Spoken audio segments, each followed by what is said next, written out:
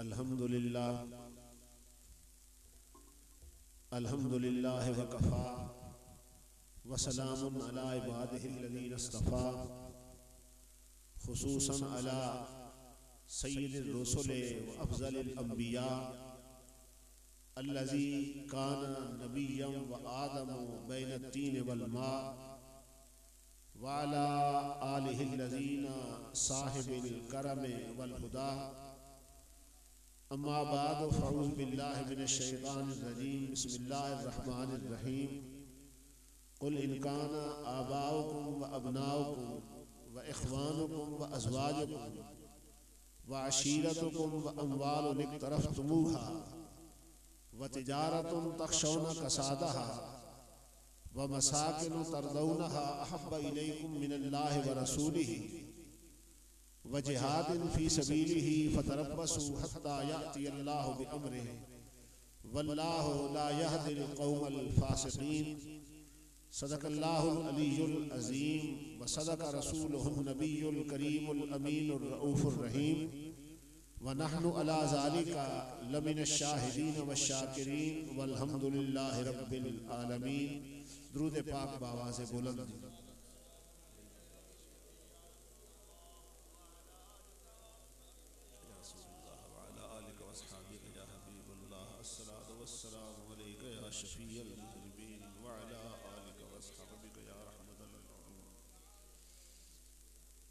काबिले सद एहतराम उलमाए किराम मुअज़्ज़ज़ सामीन ज़ी एहतिशाम, हम सब सालाना महफ़िल मीलाद मुस्तफ़ा सल्लल्लाहु अलैहि वसल्लम में शरीक हैं। रब्बे लम यज़ल मेरी और आप सब की हाज़िरी को मंजूर व मकबूल फरमाए और जिस मोहब्बत और खुलूस के साथ मोहतरम हाजी साहब और उनके साहबजादे दीगर अहबाब इस महफिल का एहतमाम करते हैं, अल्लाह ताला सरकार के साथ इनकी मोहब्बत और इश्क में इजाफा फरमाए। हाजी साहब का हुक्म था कि मोहब्बत वाली तकरीर करनी है, तो मैंने इसी निस्बत से आयत पढ़ी है।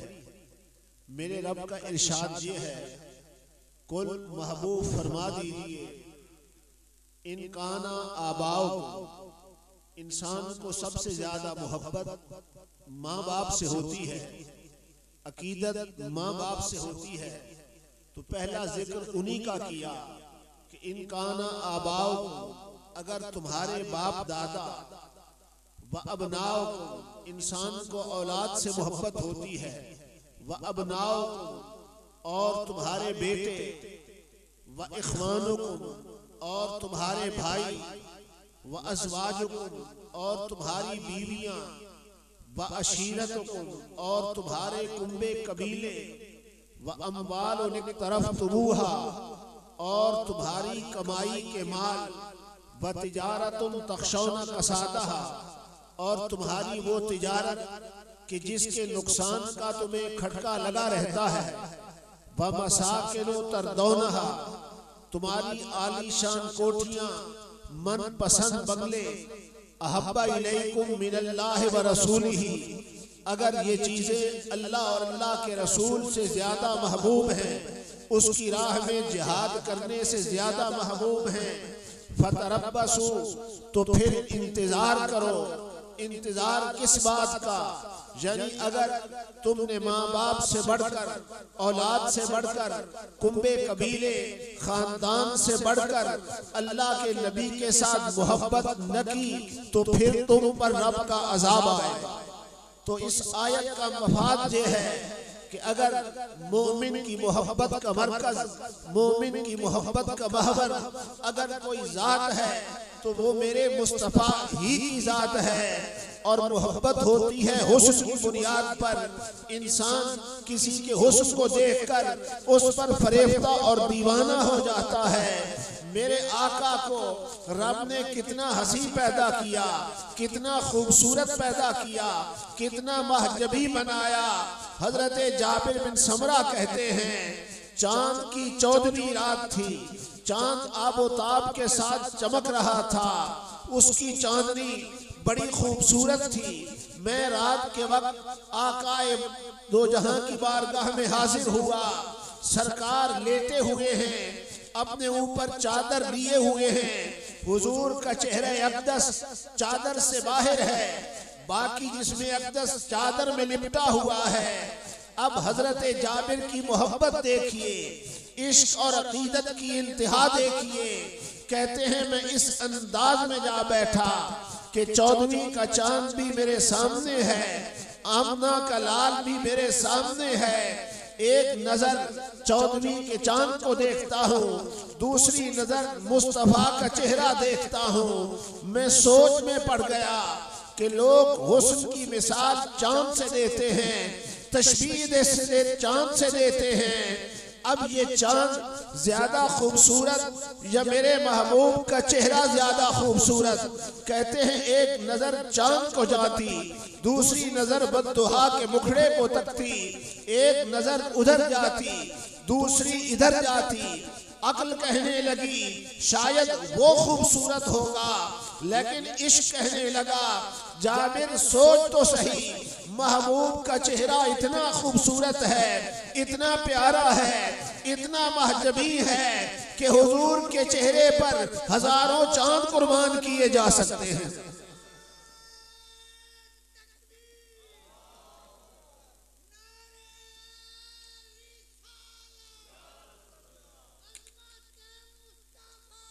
कहते हैं फैज़ा हुआ अहसन इंदी मिनल कमरे, मेरे महबूब का चेहरा चांद से ज्यादा खूबसूरत है। चांद से तशबीह देना ये कोई इंसाफ है, चांद से तशबीह देना ये कोई इंसाफ है। चांद के चेहरे पे छाइयां, मदनी का चेहरा साफ है। और खुर्शीद था किस जोड़ पर, क्या बढ़ के चमका था कमर। अगर चांद भी चमक रहा हो, सूरज भी दमक रहा हो, दोनों खूबसूरत, दोनों रोशनी देने वाले हैं। खुर्शीद था किस जोर पर, क्या बढ़ के चमका था कमर। बेपर्दा जब ये रुख हुआ, वो भी नहीं ये भी नहीं। चांद भी चमक रहा हो, सूरज भी दमक रहा हो, इतने में बद्दुहा का मुखड़ा आ जाए, मेरा महबूब आ जाए। चांद का हुस्न मांग पड़ गया, सूरज का हुस्न मांग पड़ गया, मेरे नबी का हुस्न इन दोनों से बढ़ गया। और बढ़े क्यों ना, चांद और सूरज दोनों तो मेरे नबी के दर के सवाली हैं। इन्हें हुस्न मिला, हुजूर के सदके मिला। ये जो मेहरो माह पे इतलाक आता नूर का, ये जो मेहरो माह पे इतलाक आता नूर का, भीख तेरे नाम की है इस्तिआरा नूर का।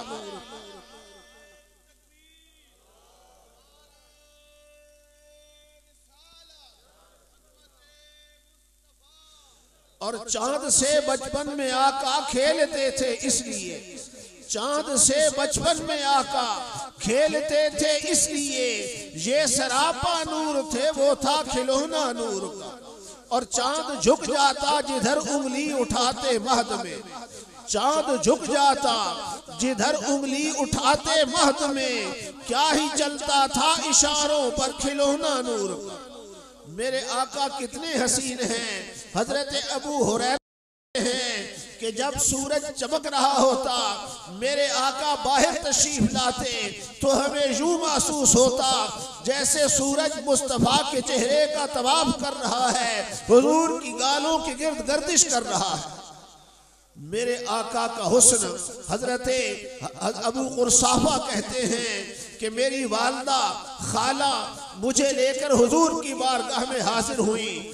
जब वापस लौटे तो मेरी माँ और खाला कहने लगी, मार आईना मिसला हाजर रजोले अहसन वजहा, कि मैंने बड़े हसीन देखे, हमने बड़े खूबसूरत देखे, बड़े महजबी देखे। मार आईना मिस्ल हाज़र रजुल अहसन वजहा, कि मुस्तफ़ा जैसा हसीन हमने कायनात में देखा ही नहीं। वला अनका सौबन, हुजूर के कपड़े तो सादा थे, कोई ज़र्क बर्क लिबास न था, कोई कीमती लिबास न था, लिबास सादा था, सफेद था, लेकिन उसमें हुस्न कितना था, उसमें जमाल कितना था, खूबसूरती कितनी थी।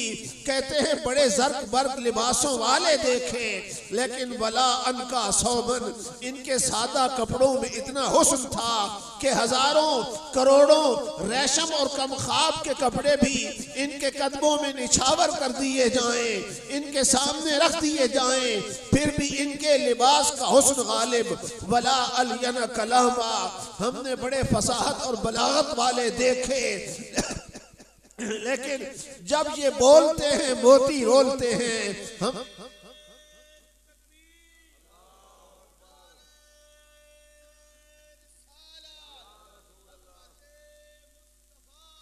मेरे आका का हुस्न बेमिसाल है, तुम्हारे हुस्न का कौनैन में कोई जवाब नहीं, तुम्हारे हुस्न का कौनैन में कोई जवाब नहीं, और गुरूब होता कहीं भी ये आफताब नहीं। वो कमाल हुस्ने हुजूर है कि गुमान नक्श जहां नहीं, वो कमाल हुस्ने हुजूर है कि गुमान नक्श जहां नहीं। यही फूल खार से दूर है, यही शम्स है कि धुआं नहीं। जब हुजूर इतने हसीन हैं, फिर सहाबा की मोहब्बतों के अंदाज कैसे थे। सहाबा मेरे आका के साथ मोहब्बत किस अंदाज में किया करते थे।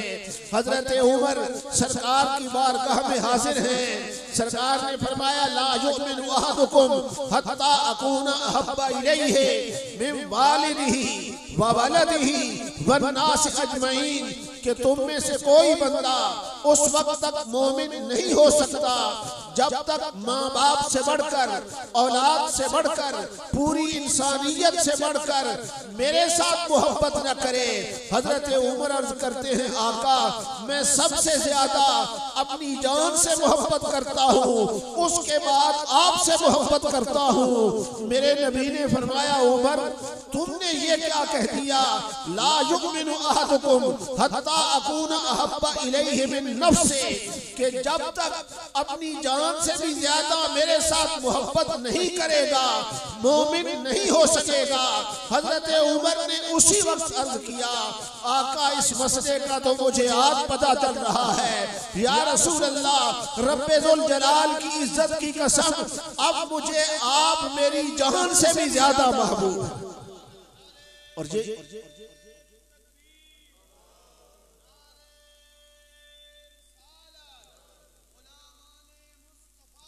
और ये मोहब्बत ही है।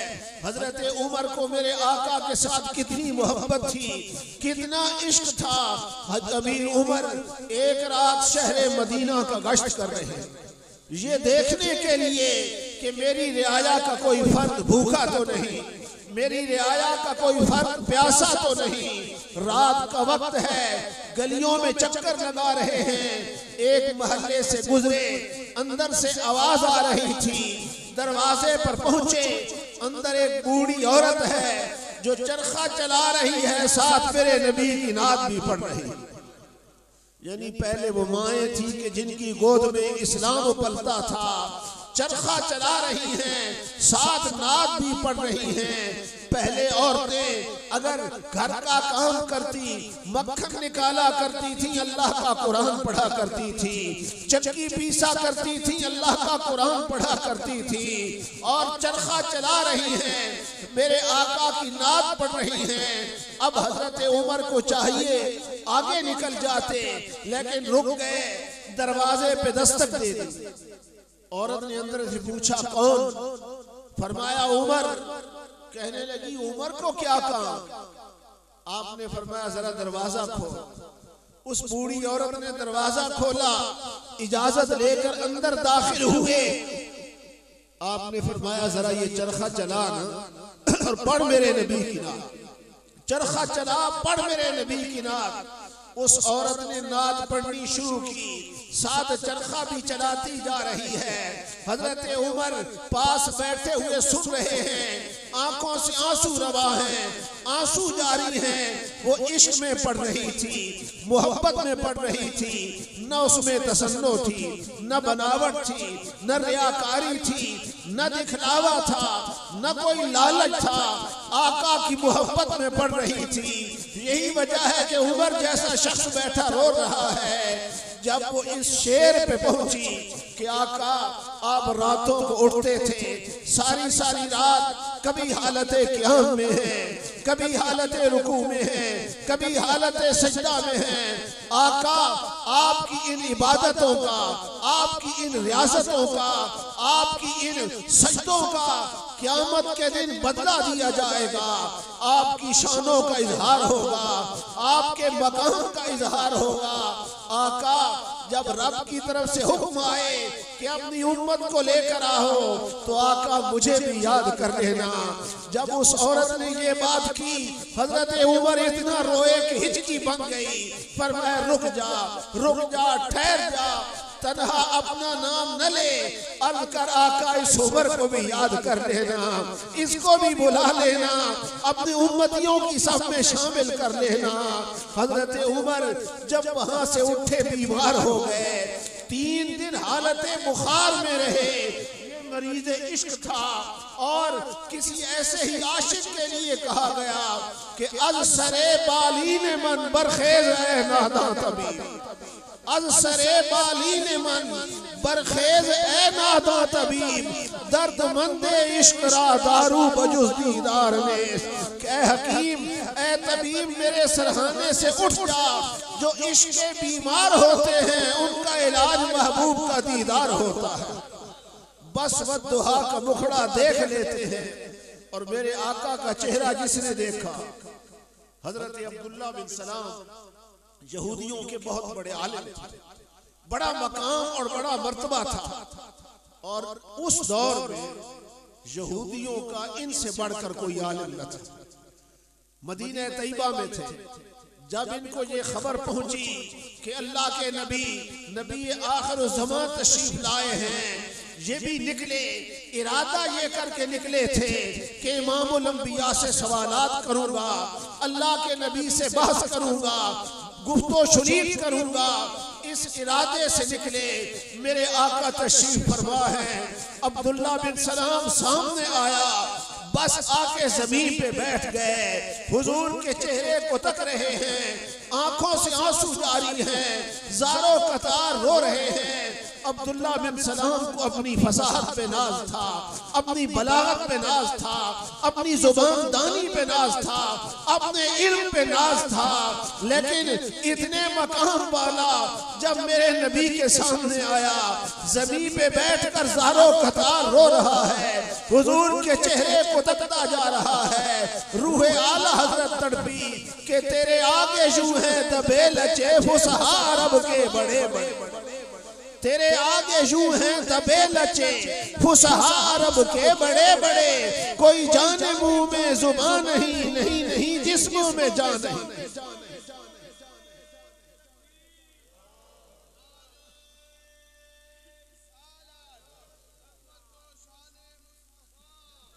सरकार ने पूछा तुम कौन हो? कहने लगे अब्दुल्ला बिन सलाम।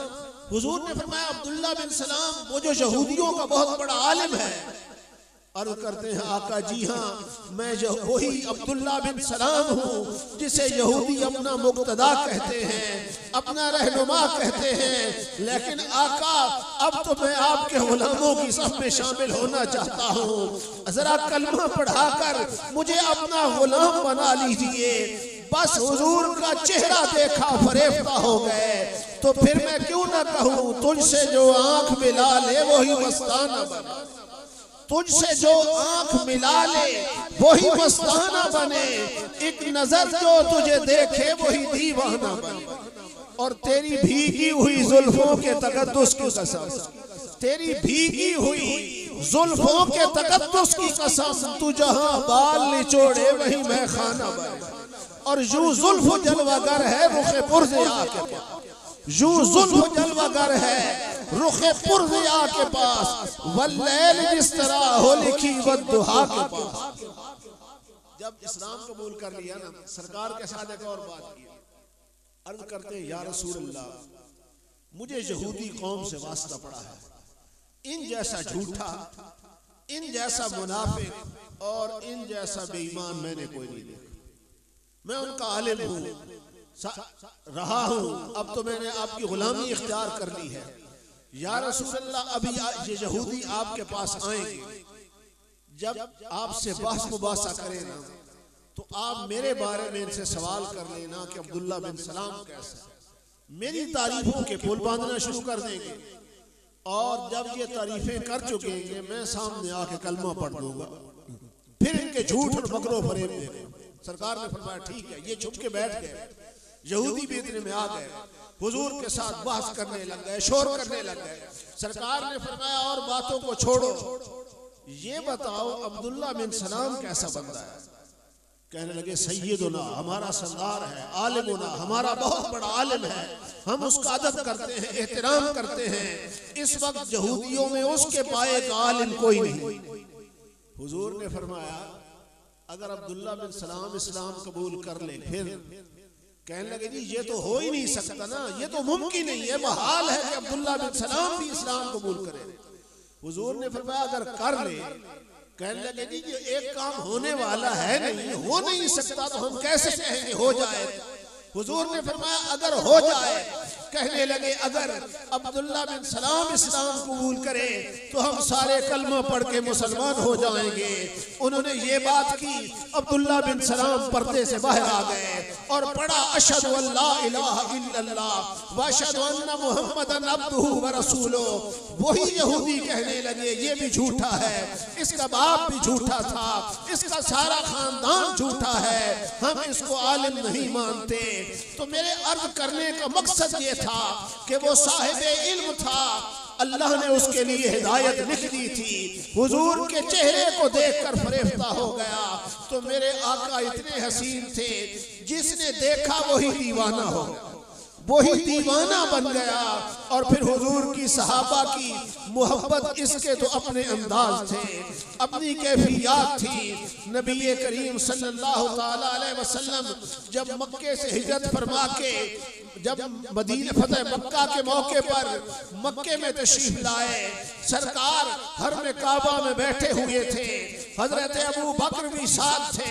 हजरत अबू बकर अपने बूढ़े बाप अबू कुहाफा को लेने के लिए घर गए और बाप से कहा कि अब्बा जान आज आइए, दरियाए रहमत जोश में है, आज आइए आप भी कलमा पढ़ लीजिए। अबू बकर सिद्दीक जब वालिद को लेकर आए, मेरे आका इस्तिकबाल के लिए खड़े हो गए। हुजूर ने फरमाया अबू बकर तुमने इतनी तकलीफ क्यों इन्हें दी, मैं तो खुद जाके इनको दावत इस्लाम देने वाला था। हजरत अबू कुहाफा ने कलमा पढ़ा, मुसलमान हो गए और साथ ही सरकार ने पहली मुबारक दी।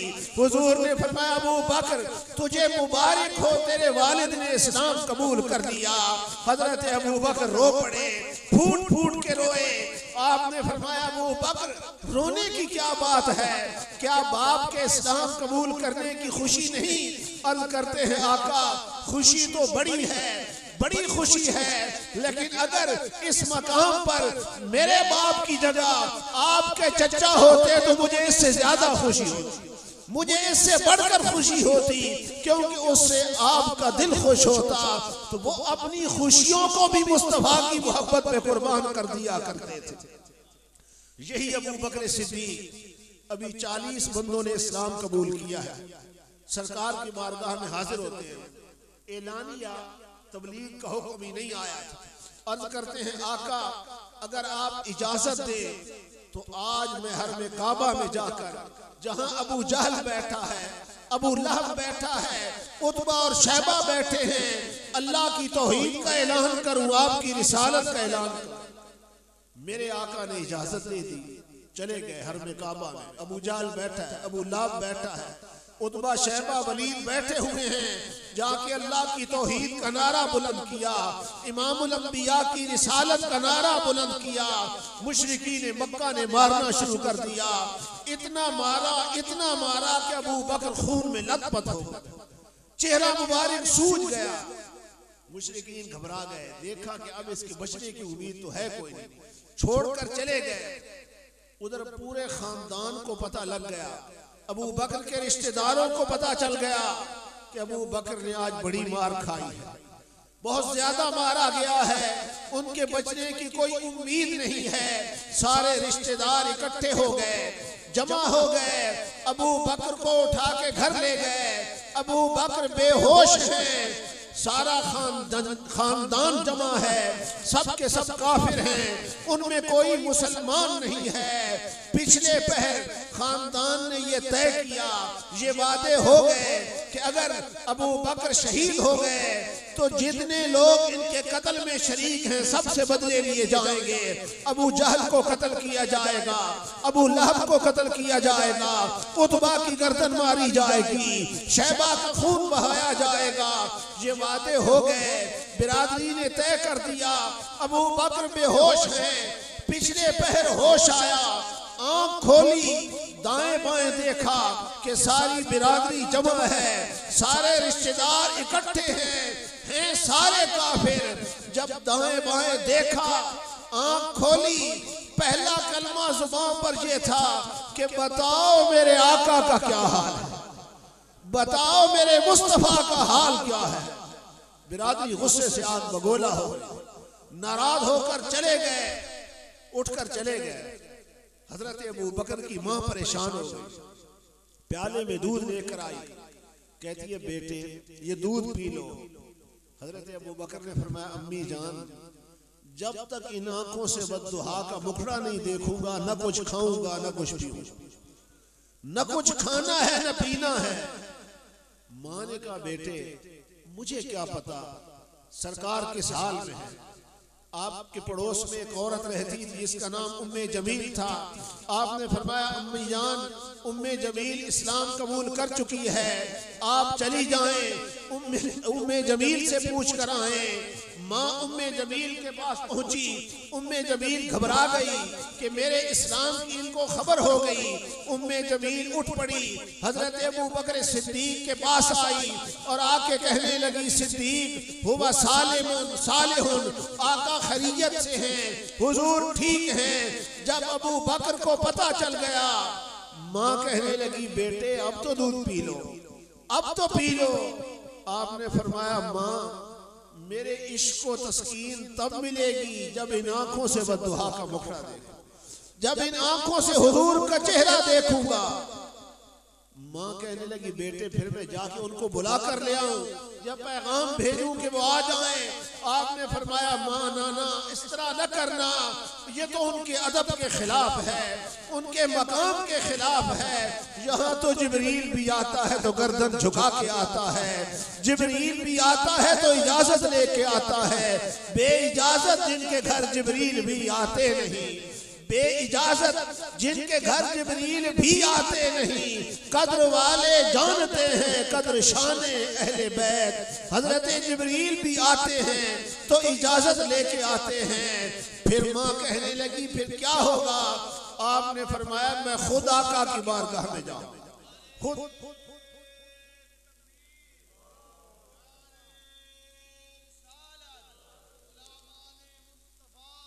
मैं खुद आका की बारगाह में जाऊंगा। माँ कहने लगी बेटे चल तू नहीं सकता, कदम तू उठा नहीं सकता, तेरा पूरा जिस्म खून में लथपथ है, पांव तेरे सूजे हुए हैं, जाएगा कैसे। आपने फरमाया माँ एक तरफ से तू सहारा दे, दूसरी तरफ से उम्मे जमील सहारा दे। अबू बकर लड़खड़ाते हुए कदमों से मुस्तफा की बारगाह में जाए। एक तरफ से माँ ने सहारा दिया, दूसरी तरफ से उम्मे जमील ने सहारा दिया। पूरे पांव जमीन पर नहीं लग रहे थे, पूरे पांव जमीन पर नहीं लग रहे थे, पांव घसीट घसीट के लड़खड़ाते हुए कदमों से जा रहे थे। इतना मारा गया था जब मेरे आका ने देखा कि मेरे इश्क का मुतवाला, मेरे साथ मोहब्बत करने वाला, मेरी अकीदतों का दम भरने वाला अबू बकर आ रहा है, मेरे आका भी इस्तिकबाल के लिए उठ खड़े हुए, सरकार आगे बढ़े, हजरत अबू बकर पे सरकार झुक गए। फकब्बलहु, सरकार कभी सिद्दीक के रुखसारों को चूमते हैं, कभी सिद्दीक का माथा चूमते हैं, कभी सिद्दीक की गर्दन चूमते हैं। वरक्का रसूलुल्लाह सल्लल्लाहु अलैहि वसल्लम रिक्कतन शदीदतन, सरकार पर बड़ी शदीद किस्म की रिक्कत तारी हो गई। सहाबा कहते हैं कि मंजर बड़ा अजीब बन गया, हम पर भी रिक्कत तारी हो गई। सरकार अबू बकर के साथ मोहब्बतों का इजहार कर रहे हैं, सरकार अबू बकर पर शफकतों का इजहार कर रहे हैं। अबू बकर ने जब देखा दरियाए रहमत जोश में है, अर्ज करते हैं आका ये मेरी वालिदा भी आई हैं, इन्होंने इस्लाम कबूल नहीं किया, जरा गोरे गोरे हाथों को उठा दीजिए ताकि मेरी माँ भी दौलत इस्लाम से बहरावर हो जाए।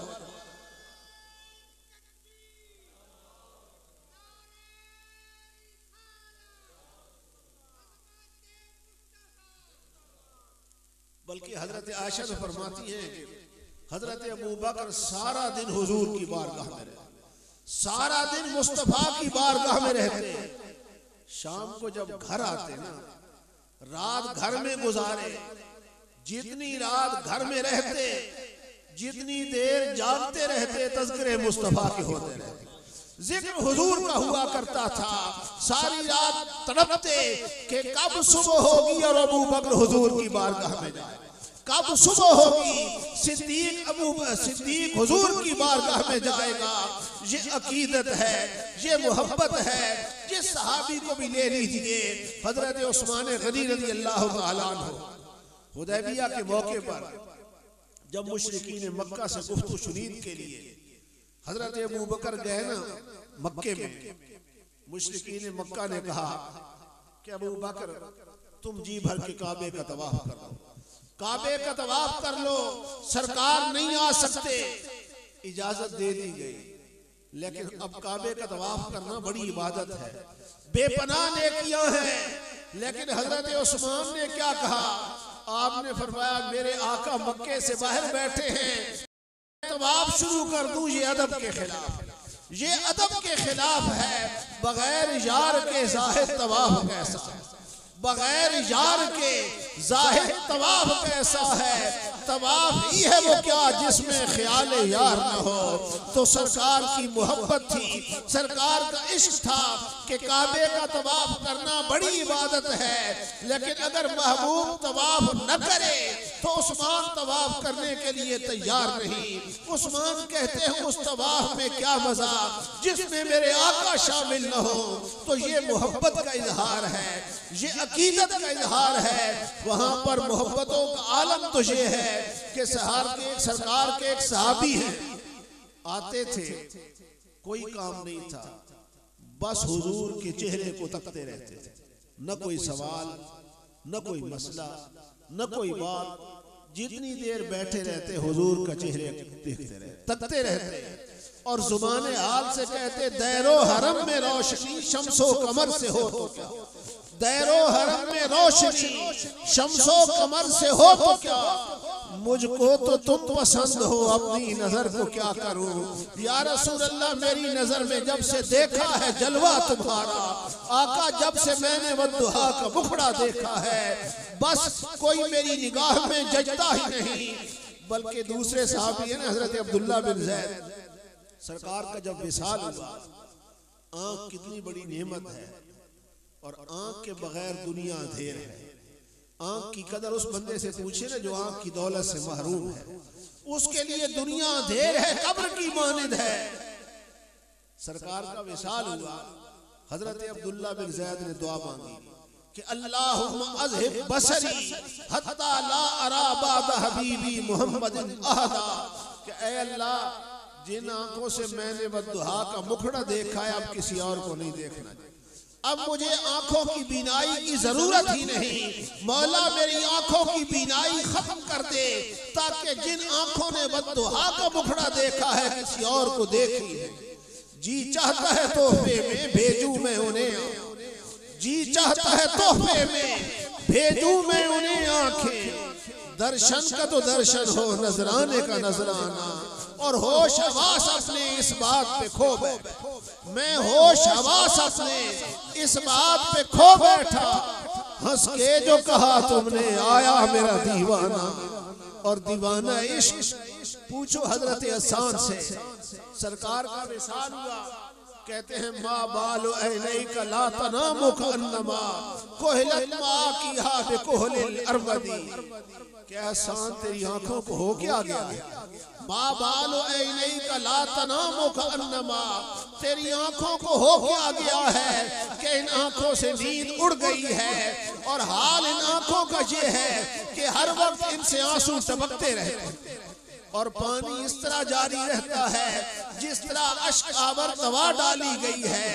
आगे कहते हैं वजही यकीकत तुर्ब लहफी लेतनी, वजही यकीकत तुर्ब लहफी लेतनी गुजिब्तु क़ब्ल कफ़ी बकील गरकदी।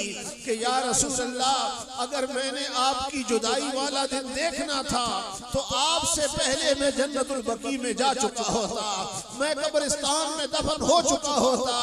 कहते हैं औक़ीमु बादक फिल मदीनति बैनहुम या लहव नफ्सी लेतनी लम उलदी। औक़ीमु बादक फिल मदीनति बैनहुम, या रसूल अल्लाह, क्या आपके बाद मैं मदीने में जिंदा रहूंगा?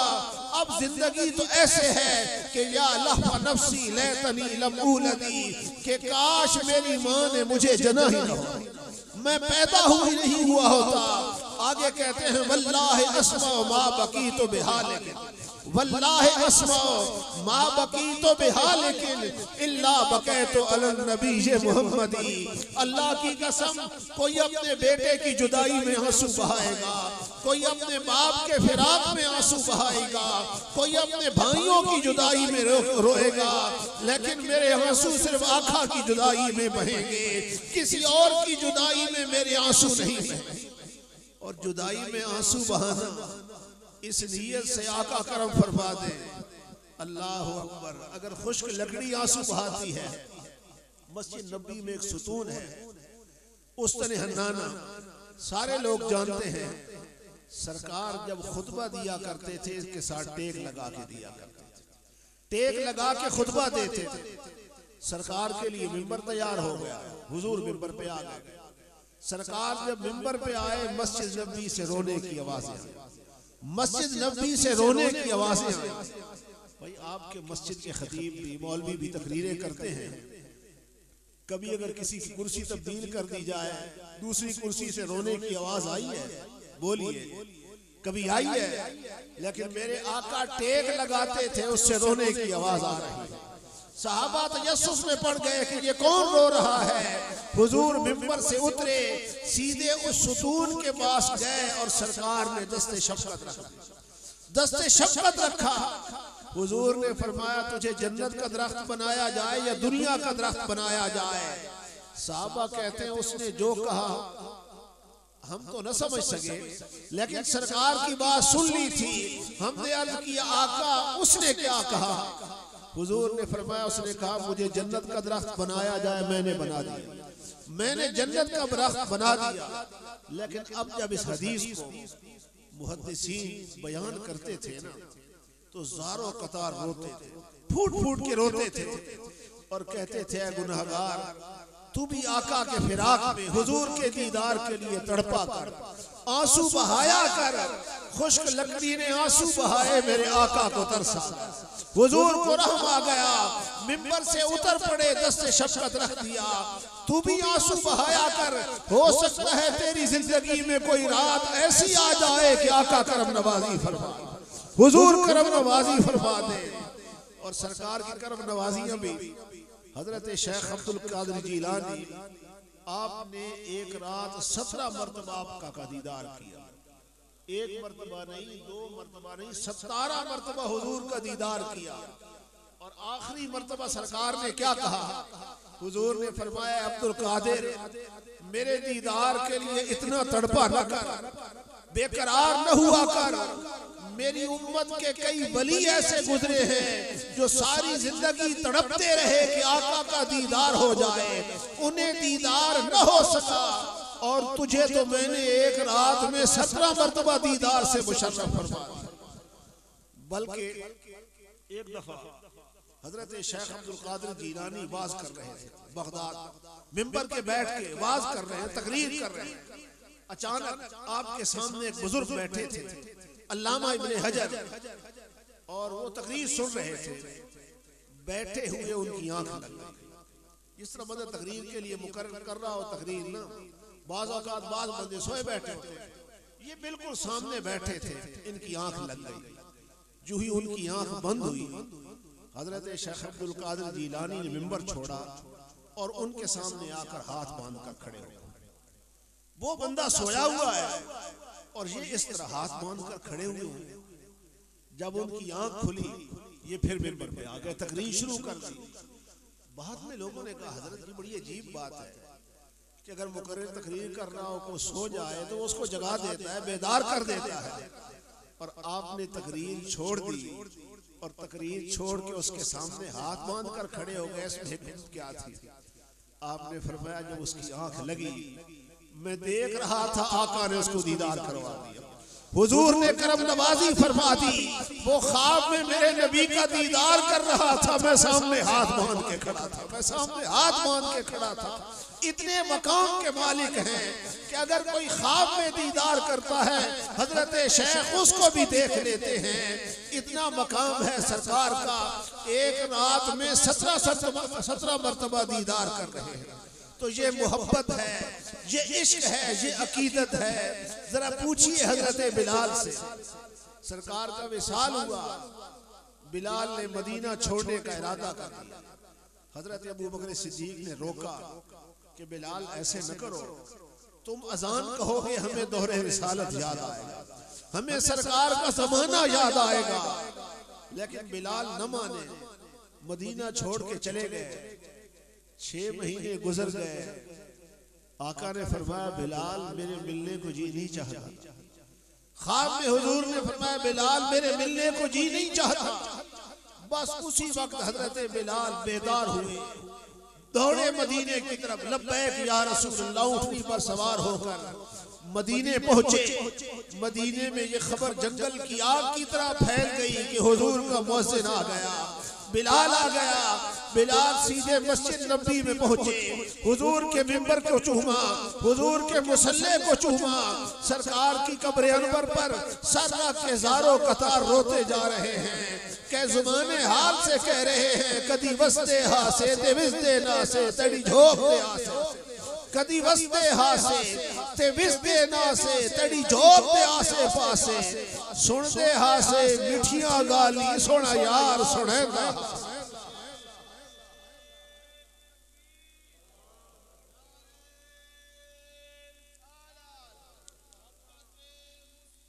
मदीने में ये खबर जंगल की आग की तरह फैली कि हुजूर का मुअज्जिन आ गया, बिलाल आ गया। पूरा मदीना उमड़ आया देखने के लिए, दीदार करने के लिए। हालांकि सहाबा तो और भी थे, लेकिन बिलाल के साथ हुजूर को मोहब्बत थी, बिलाल के साथ सरकार को प्यार था। एक मरतबा मुशरिकीन ने मक्का ने कहा ना सरकार से कि हमारा दिल बड़ा करता है आपके पास आने को, आपकी बातें सुनने को जी बड़ा चाहता है, लेकिन आपके पास बिलाल बैठा होता है, ये हबशी है, होंठ इसके काले हैं, रंग इसका काला है, होंठ इसके मोटे हैं, जुबान इसकी तोतली है। आपके पास यासिर बैठा होता है, ये कमजोर लोग हैं, हम वडेरे हैं, हम सरदार हैं, इनके साथ बैठते हुए में शर्म आती है। यानी ये फिरौनियत ज़हनों में इब्तिदा से आ रही है, वो आज की बात नहीं है, इब्तिदा से आ रही है। उन्होंने कहा ये बिलाल काली रंगत वाला, ये यासिर कमजोर लोग हैं, हम इनके साथ बैठे, हमें इनके साथ बैठते हुए शर्म आती है, हमारे लिए वक्त अलग रखा जाए। अभी मेरे नबी ने जवाब नहीं दिया था कि अल्लाह का कुरान आ गया। रब ने फरमाया महबूब ये फिरौन, ये वडेरे, ये सरदार आए या ना आए इनकी मर्जी, लेकिन कभी इन गुलामों से रुख न फेरना, कभी बिलाल से मुंह न मोड़ना, कभी यासिर से मुंह न मोड़ना। ये तेरे नाम पे सब कुछ लुटा चुके हैं, तेरे नाम पे सब कुछ वार चुके हैं। ये बिलाल की मोहब्बत ही थी ना। मक्का जब फतह हुआ ना, सरकार ने फरमाया बिलाल चढ़ जरा काबे की छत पर, और काबे की छत पे चढ़ के अजान। अब हजरत बिलाल ने चाहिए तो ये था ना, मसला पूछते कि या रसूलल्लाह पहले तो मैं अजान कहता हूँ काबे की तरफ मुंह करके, अब जब काबे की छत पे चढ़ जाऊंगा मुंह मेरा किस तरफ होगा। सरकार उस वक्त तवाफ कर रहे थे, हुजूर ऊँटनी पर सवार थे और ऊँटनी पर सवार होके सरकार तवाफ कर रहे थे। सरकार ने फरमाया बिलाल चढ़ छत पे, कह अजान। बिलाल चढ़ गए छत पे, हुजूर ने तवाफ को जारी रखा। बिलाल ने मुंह सरकार की तरफ किया, हुजूर की सवारी की तरफ मुंह किया, अजान कहनी शुरू की। सवारी फिरती गई, बिलाल भी साथ फिरते गए। हुजूर की सवारी तवाफ करती रही, बिलाल भी इसी तरह चक्कर लगा के अजान कहते रहे। देखते रुखे मुस्तफा को रहे और अजान रब की कहते रहे। ये मोहब्बत है, ये इश्क है। तो जब मदीने लौट के आए ना, सहाबा जमा हो गए, इकट्ठे हो गए। कहा बिलाल अजान कहो। आपने फरमाया नहीं, पहले अजान कहता था सामने बद्दुहा का मुखड़ा हुआ करता था, हुजूर का चेहरा तकता था, अब अजान कैसे कहूंगा। इमाम हसन इमाम हुसैन आ गए, इसरार किया। हजरत बिलाल अजान कहने के लिए तैयार हो गए। जब अल्लाह अकबर की सदा बुलंद की, मदीने से रोने की आवाजें आई। हुजूर के विसाल के बाद ये पहली मर्तबा बिलाल अजान कह रहे थे। 6 माह गुजर चुके थे, सहाबा को यूं लगा जैसे आका कब्र अनवर से बाहर तशरीफ लाए। हुजूर का जमाना सामने आ गया। अल्लाह अकबर की सदा बुलंद की, मदीने से रोने की आवाजें आने लगी। जब अशहदु अल्ला इलाहा इल्लल्लाह पे पहुंचे, ये रोना चीखों में बदल गया।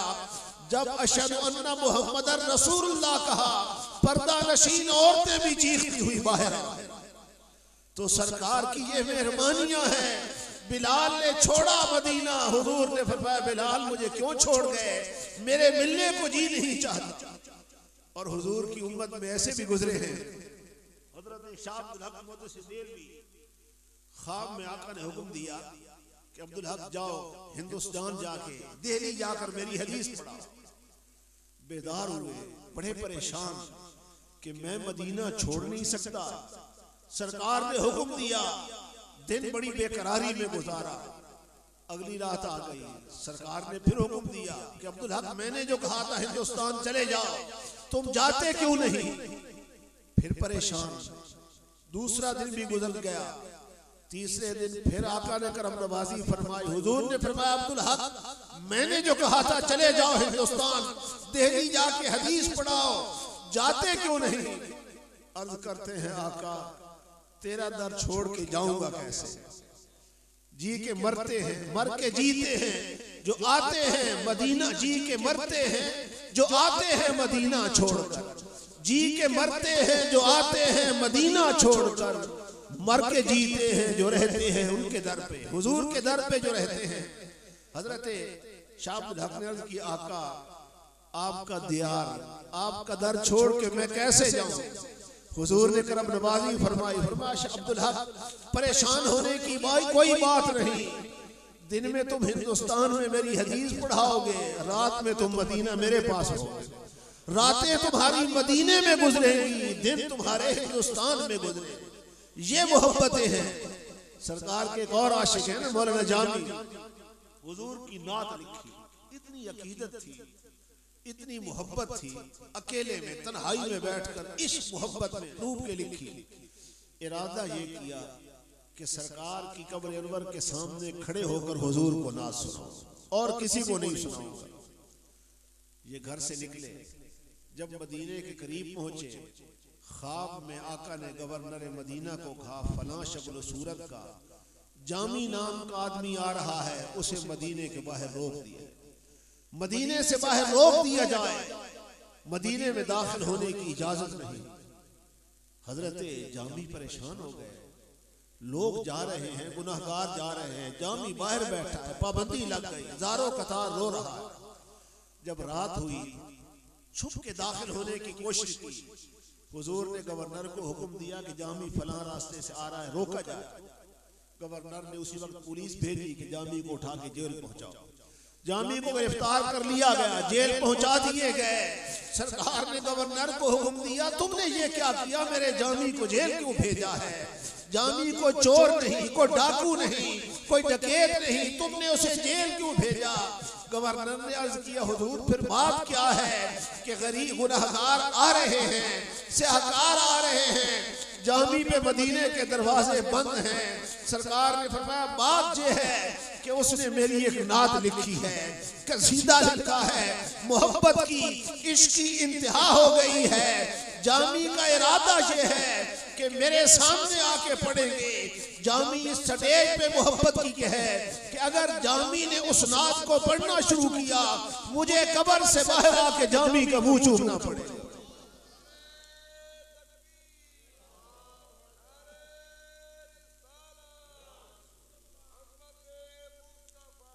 गवर्नर ने जाके माफी मांगी, हजरत जामी को आजाद किया और कहा चले जाओ, लेकिन वो नात न पढ़ना। हजरत जामी ने न पढ़ी। सारी जिंदगी लोग तड़पते रहे, इसरार करते रहे कि जामी वो नात सुना दो। जामी जवाब यही देते, जिनके लिए लिखी थी उन्होंने सुनी नहीं, किसी और को सुना के करना क्या। तो ये है हुजूर की मोहब्बत। और जब आला हजरत बरेलवी गए, इरादा ये था कि ख्वाब में तो आका करम नवाजी करते हैं, इस बार खुले बंदों आका का दीदार करूंगा, हुजूर का खुले बंदों दीदार होगा। 40 दिन का क़याम था, दुआएं करते रहे, दुरूदो सलाम पढ़ते रहे, लेकिन ज़ियारत न हो सकी। अलविदाई सलाम अर्ज करने के लिए हुजूर की बारगाह में हाजिर हुए। ख्याल आया कि जाना तो है, जाते ही क्यों ना आका की एक नात लिखता जाऊं। हुजूर की नात लिखी, वो सूए लाल हजार फिरते हैं, वो सूए लाल हजार फिरते हैं, तेरे दिन है बहार फिरते हैं। जब आखिरी शेर पे पहुंचे कि कोई क्यों पूछे तेरी बात रजा, कोई क्यों पूछे तेरी बात रजा, तुझसे शैदा हजार फिरते हैं। अहमद रजा तेरी कौन पूछता है, तेरे जैसे हजारों यहाँ पे फिर रहे हैं। बस जब ये शेर कहा, पर्दे हट गए, हिजाबात हट गए, सामने आमना के लाल का चेहरा था, सामने हुजूर का चेहरा था। तो जिसके दिल में आका की मोहब्बत हो, हुजूर का इश्क हो, आका जरूर करम नवाजी फरमाते हैं। बल्कि ऐसे वली भी गुजरे हैं ना, हजरत अबू अब्बास मरसी तो कहते हैं कि आंख झपकने की देर भी हुजूर मेरी निगाहों से ओझल हो जाए, मैं अपने आप को मुसलमान ही नहीं समझता, अपने आप को मुसलमान ही नहीं समझता। शेख अहमद रिफाई ने 90,000 का मजमा था, सरकार की बारगाह में अर्ज किया, या रसूल अल्लाह पहले मेरी रूह आया करती थी, आज मैं खुद हाजिर हुआ हूँ। आका कब्र अनवर से जरा यदुल्ला वाला हाथ बाहर निकालिए ताकि अहमद रिफाई बोसा दे सके। 90,000 का मजमा था, मेरे आका का हाथ बाहर आया, अहमद रिफाई ने बोसा दे। तो मोहब्बत करने वालों को आका महरूम नहीं करते। जिन दिलों में हुजूर का इश्क होता है, मनो मट्टी के नीचे दबा दिए जाए वो फिर भी जिंदा होते हैं, वो फिर भी जिंदा होते हैं, मरते नहीं हैं। जिनके दिलों में आका की मोहब्बत थी, उनकी कब्रें भी हुकूमत कर रही हैं, उनकी कब्रें भी रोशन हैं। और जिनके दिलों में आका का बोझ था, हुजूर की दुश्मनी थी, उनकी कब्रें भी वीरान हो चुकी, कब्रें भी उजड़ चुकी। तो आज हुजूर के इश्क की और मोहब्बत की जरूरत है। और मोहब्बत और इश्क का तकाजा क्या है? साल के बाद मिलाद कर लिया, लंगर खा लिया, आवाज सुन लिया, बस नहीं। मिलाद का तकाजा ये है कि इंसान जिंदगी उसी तरह गुजारे जिस तरह अल्लाह के नबी ने गुजारने का हुक्म दिया है। सरकार के तरीके पर अमल करे, हुजूर की सुन्नतों को जिंदा करे। जिस तरह हजरत में आया तो बयान कर रहे थे ना हदीस कि सरकार ने फरमाया, मन अहया सुन्नती, जिसने मेरी सुन्नत को जिंदा किया उसे 100 शहीदों का सवाब दिया जाए।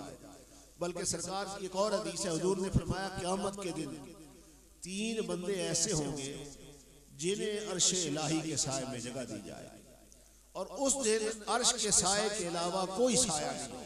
3 बंदों को। आका कौन कौन से? हुजूर ने फरमाया, पहला बंदा कि जिसके सामने मेरा जिक्र आया, और उसने मेरी बारगाह में दुरूदो सलाम का नजराना पेश किया, क़यामत के दिन उसे भी अर्श इलाही के साए में जगह दी जाएगी। दूसरा बंदा, हुजूर ने फरमाया मन अहया सुन्नती, मेरी सुन्नत जिसको लोग छोड़ चुके होंगे, तर्क कर चुके होंगे, जो उसे जिंदा करेगा उसे भी अर्श इलाही के साए में जगह अता की जाएगी। और तीसरा बंदा, हुजूर ने फरमाया मन कदा ले अहद मिन उम्मती हाजत, मेरा कोई उम्मती तकलीफ में है, जरूरत में है, मुसीबत में है, फरमाया जो बंदा मेरी उम्मती की तकलीफ को दूर करेगा, उसकी हाजत को पूरा करेगा, क़यामत के दिन उसको भी अर्श इलाही के साए में जगह दी जाएगी। हुजूर ने फरमाया मन कदा ले अहद मिन उम्मती हाजत युरीदो, कि जिसने मेरे किसी उम्मती की हाजत को पूरा किया इस इरादे से कि इसका दिल खुश हो जाए, हुजूर ने फरमाया जाहिर है तो उसने मेरे उम्मती का दिल खुश किया है ना, हकीकत में फकत सर्रनी, उसने मुझे खुश किया है। वमन सर्रनी, और जिसने मुझे खुश किया फकत सर्रल्लाह, उसने अल्लाह को खुश किया। हम तो मुसलमान भाई को तकलीफ में देखे ना तो खुश होते हैं ना, मजाक उड़ाते हैं ना। आजकल ये रवाज बन चुका है कि कोई बंदा तकलीफ में हो, खास तौर पे कोई रिश्तेदार तकलीफ में हो ना, इससे लोगों को बड़ा सुकून मिलता है, पता नहीं मुसीबत क्या है।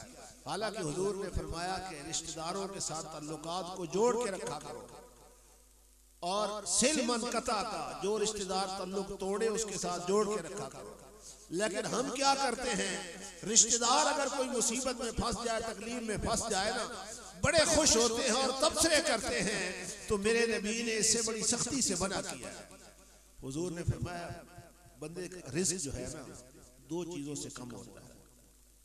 एक माँ बाप की नाफरमानी की वजह से रिस्क कम होता है, और दूसरा रिश्तेदारों के साथ ताल्लुकात तोड़ने की वजह से रिस्क कम होता है। इसलिए नबी अलैहिस्सलातु वस्सलाम की मोहब्बत का, इश्क का तकाजा ये है कि जिस तरह हुजूर ने जिंदगी गुजारने का तरीका बताया है उसी तरह हम जिंदगी गुजारें। सहाबा का उठना बैठना, सोना पीना, खाना जागना मेरे आका के तरीके के मुताबिक, हुजूर की सुन्नत के मुताबिक था। बल्कि जिस चीज के साथ हुजूर मोहब्बत करते थे, सहाबा उसके साथ भी मोहब्बत किया करते थे। एक दिन एक साहबी घर तशरीफ लाए ना, बीवी से पूछा घर में क्या पका हुआ है। बीवी ने कहा कद्दू शरीफ पके हैं। साहबी बड़े खुश हुए कि सरकार को कद्दू बड़े प्यारे थे, बड़े पसंद थे, हुजूर शौक से खाया करते थे। उसी साहबी का बेटा पास बैठा था, उसने इतना कह दिया कि मुझे तो कद्दू पसंद नहीं है। बस साहबी गुस्से से आग बगोला हो गए, अंदर गए तलवार निकालने के लिए। बीवी ने बेटे को भगा दिया कि निकल जा, तेरा बाप गुस्से में है। तलवार लेकर आए तो बेटा जा चुका था। कहने लगे अगर मौजूद होता तो मैं उसका सर कलम कर देता। मेरे महबूब की पसंदीदा चीज के बारे में उसने ये जुर्रत किस तरह की, उसने कहा मुझे कद्दू पसंद नहीं। और फिर कसम उठाई कि जब तक मैं जिंदा रहूंगा इस बेटे से बोलूंगा, इससे कलाम नहीं करूंगा। ये मोहब्बत है कि अगर कोई बंदा हुजूर की पसंदीदा चीज को नापसंद कह देता है, सहाबा उसके साथ बोलना छोड़ देते हैं, उसके साथ कलाम करना छोड़ देते हैं, खा बेटा ही क्यों ना हो। तो हुजूर की मोहब्बत का तकाजा ये है कि जिसके साथ आका को मोहब्बत है उसके साथ मोहब्बत की जाए, जिसको आका के साथ मोहब्बत है उसके साथ मोहब्बत की जाए।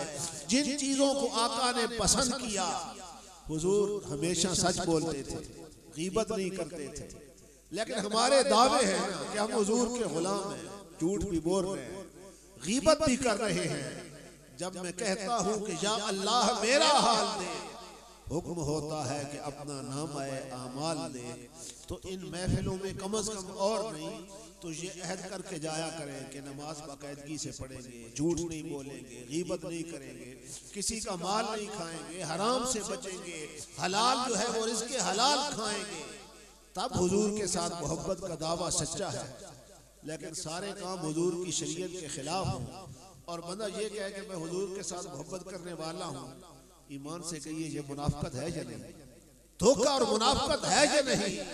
इंसान का अंदर और बाहर, जाहिर और बातिन एक जैसा होना चाहिए और मोहब्बत हुजूर के साथ इस तरह होनी चाहिए जिस तरह सहाबा ने मोहब्बत की थी कि उन्होंने सरकार की हर हर सुन्नत को अपनाया, हर हर तरीके को अपनाया। जिन चीज़ों के साथ आका ने मोहब्बत की, सहाबा ने उनके साथ मोहब्बत की। अल्लाह रब्बुल इज़्ज़त की बारगाह में दुआ है कि जब तक हम जिंदा रहें हुजूर की मोहब्बत में जिंदा रहें, मौत आए तो हुजूर की मोहब्बत में आए। यानी को कितना मालदार क्यों ना हो, कितनी जमीनों का मालिक क्यों ना हो, कभी को साथ लेकर गया है? कोई साथ लेकर नहीं गया, बस सिर्फ ईमान और अमल की दौलत साथ जानी है। इसलिए दुनिया आर्जी और फानी है। कहाँ है सिकंदर, कहाँ है वो दारा, मिटे नामियों के निशान कैसे कैसे। इसलिए दुनिया से ईमान और अमल साथ जाने हैं। इसलिए ये दुआ मांगा करें कि अल्लाह ताला मरते वक्त ईमान की दौलत नसीब कर दे, ईमान साथ लेकर जाए, बाकी हर चीज यहीं पर रह जाएगी। ईमान अगर है तो आमाल काम आएंगे, और अगर ईमान ही नहीं है तो आमाल बिखरे हुए जर्रों की तरह मुंतशिर कर दिए जाएंगे। हाँ, ये फायदा जरूर है, अगर हुजूर की मोहब्बत सच्ची है, अमाल थोड़े भी हैं तो हुजूर के सदके अल्लाह करम नवाजी फरमा देगा। लेकिन इंसान ये नहीं कि कोशिश ही न करे ना अमल करने की, कोशिश तो करे।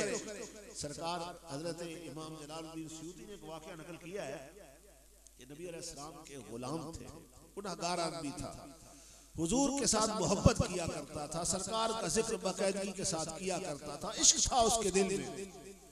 बाज औकात नमाज रह जाती थी, यानी ये नहीं कि जानबूझ के नमाज छोड़ देता था, नमाज रह जाती थी बाज औकात। बतकाज़े बशरियत जब वो फौत हो गया, कब्र में पहुंचा, फरिश्ते आ गए, पूछा मर रब्बुक, तेरा रब कौन है? आमाल कमजोर हो तो बंदे के कदम डगमगा जाते हैं, बंदा घबरा जाता है, उससे जवाब न बन पड़ा। फरिश्तों ने दूसरा सवाल कर दिया, मा दीनुक, तेरा दीन क्या है? यहां पर भी जवाब न बन सका। फरिश्तों ने तीसरा सवाल किया, पर्दे हट चुके थे, सामने हुजूर का चेहरा था। फरिश्तों ने इशारा करके पूछा कि बता इस हस्ती के बारे में क्या कहा करता था। उसने हुजूर के चेहरे को देखा, हसरत भरी निगाहों से देखा और कहने लगा, मैं तो आज इनको न पहचान सका। बस उसका इतना कहना था कि फरिश्तों ने अजाब के लिए गुर्ज उठा लिए, मेरे आका ने रोक दिया। हुजूर ने फरमाया, फरिश्तों रुक जाओ, अगर ये आमाल की कमजोरी के सबब मुझे नहीं पहचान सका तो मैं तो अपनी रहमत कामला के सबब जानता हूं कि ये मेरे साथ मोहब्बत करने वाला है। मोहम्मद की गुलामी दीन हक की शर्त अव्वल हो, मोहम्मद की गुलामी दीन हक की शर्त अव्वल है। अगर इसमें हो कुछ खामी तो सब कुछ नामुकम्मल है। कुव्वत इश्क से हर पस्त को बाला कर दे, दहर में इसमें मोहम्मद से उजाला कर दे। हो न ये फूल तो बुलबुल का तरन्नुम भी न हो, चमने दहर में कलियों का तबस्सुम भी न हो। खैमा अफलाक का इस्तादा इसी नाम से है, नब्ज़ हस्ती तबिश आमादा इसी नाम से है। अल्लाह ताला मेरी आप सबकी हाजिरी को मंजूर व मकबूल फरमाए। वमा अलैना इल्लल बलागुल मुबीन। मुस्तफ़ा जाने रहमत पे लाखों सलाम, शम्ए बज़ में हिदायत पे लाखों सलाम, शम्ए बज़ में हिदायत पे पतली पतली गुले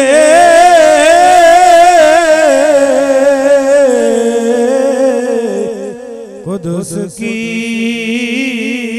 पत्तियां, पतली पतली गुले कुदुस की पत्तियां, लबों की नज़ाकत पे लाखों सलाम। मुस्तफ़ा जाने रहमत पे लाखों सलाम, शम्ए बज़ में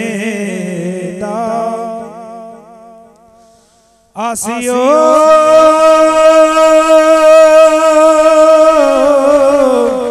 था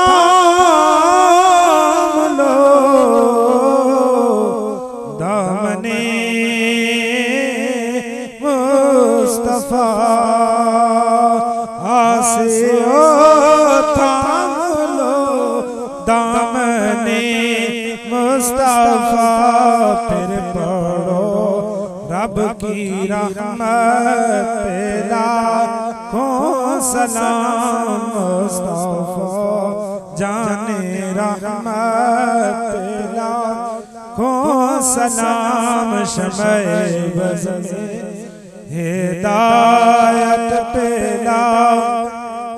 ऐ खुदा के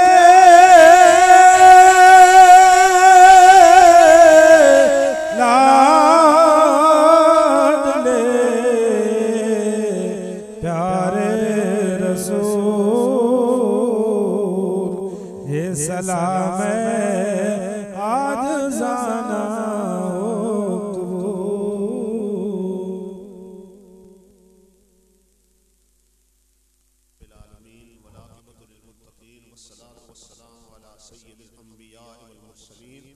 अल्लाहुम्मा रब्बना आतिना फिद दुनिया हसनतन व फिल आखिरति हसनतन व क़िना अज़ाबन्नार वअदखिलनल जन्नत मअल अबरार या अज़ीज़ या गफ्फार या रब्बल आलमीन।